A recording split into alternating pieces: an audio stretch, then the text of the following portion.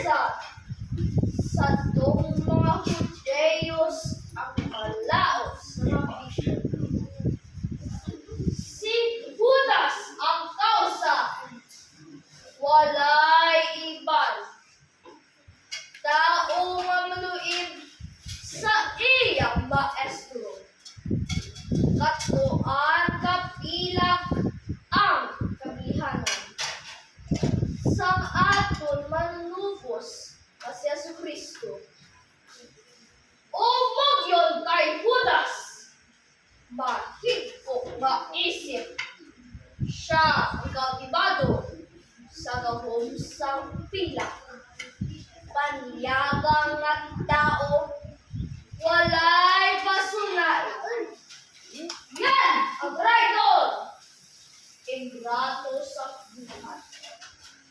Iya ginkalipay sa walay duha-duha. Sanlit kay binsido sa mga vanidades. Ang mga dispresyos diligin ripera nga mangin provenir sa mga infames. Inimigo nga matuod, walay magkatulad.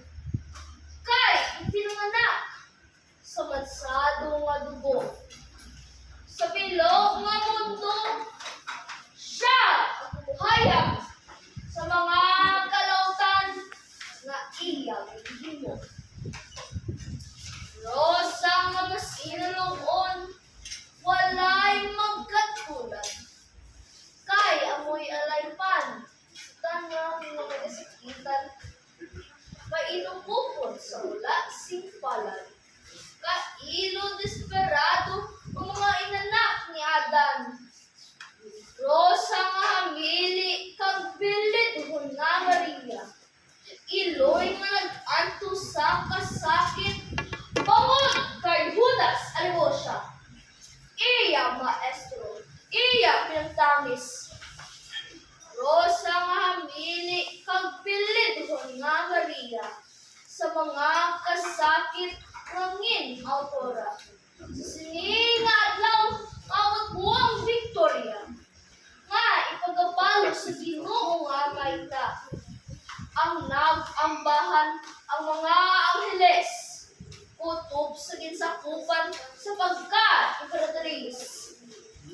May nagsinggit sa Viva Victoria sa mga infants.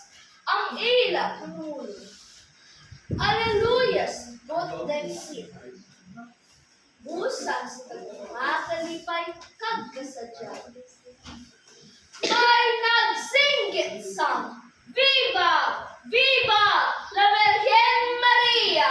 Imperatriz del Cielo y de la Tierra.